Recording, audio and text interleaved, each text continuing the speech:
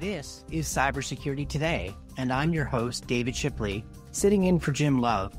A Canadian hacker with links to Anonymous is charged for a 2021 hack of the Texas Republican Party. Solar power gear found vulnerable to remote sabotage.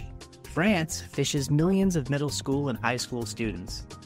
An online fraud in India claims the lives of an elderly couple. The U.S. Department of Justice announced on Friday that it has charged a Canadian man for the September 11, 2021 hack of the Texas Republican Party.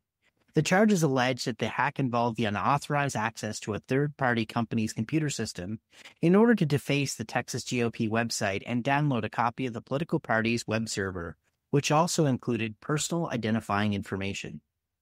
Aubrey Cottle, 37, of Oshawa, Ontario, was charged by Canadian officials. The Ontario Provincial Police and Durham Regional Police assisted the FBI in the investigation. Cottle, a.k.a. Curtainer, according to court documents, claimed to be behind the breaches of right-wing social media platforms Parler, Gab, and True Social, as well as the crowdfunding service Give, Send, Go. Canadian listeners may remember that Give, Send, Go was the service used by the 2022 trucker convoy protest. Cottle has a significant online footprint, including claims to be among the early founders of the hacktivist group Anonymous. The Daily Dot has excellent coverage of this story, including alleged comments from Cottle taunting the FBI that are, well, colorful to say the least, and likely not safe for work. My advice to online activists based on this story: committing crimes, taunting the FBI, and messing with Texas are clearly a recipe for disaster. For cybersecurity professionals, this case, should it go to trial, could give fascinating insights into so-called hacktivism, which we can likely expect to grow over the coming years given deeply divisive politics around the world. The court documents posted so far yield fascinating insights into hacktivist culture in the gathered Discourse chats. Researchers from cybersecurity firm Forescout said in a report released late last week that there are dozens of vulnerabilities in inverters used in solar panel technology made by popular manufacturers SunGrow and GrowWatt, both based in China, and Germany-based SMA Solar Technology. The vulnerabilities vary in severity from information disclosure right up to the ability to overwrite devices' firmware with malicious code. Key takeaways from this story: the energy Internet of Things will be a juicy target for cybercriminals and nation-states. As the world moves to more renewable energy and the use of smart grid technologies, the challenge of securing this critical infrastructure will continue to grow exponentially. Have you ever wondered how smart kids are when it comes to cyber scams? Turns out that France was thinking the same thing. France has raised the bar for cybersecurity awareness for kids between the ages of 11 and 18 with a national phishing simulation.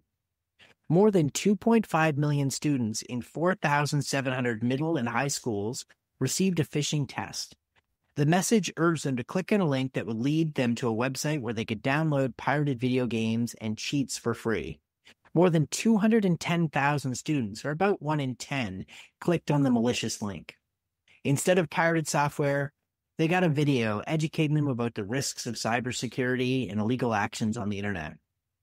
For context, 1 in 10 isn't the worst I've seen on a phishing click rate, but remember, phishing click rates can vary dramatically based on the appeal of the lure. Had they tried a phishing test about, say, the students' new marks being emailed to their parents, or something more related to what they were expecting in their school information, the click rate could have been far higher.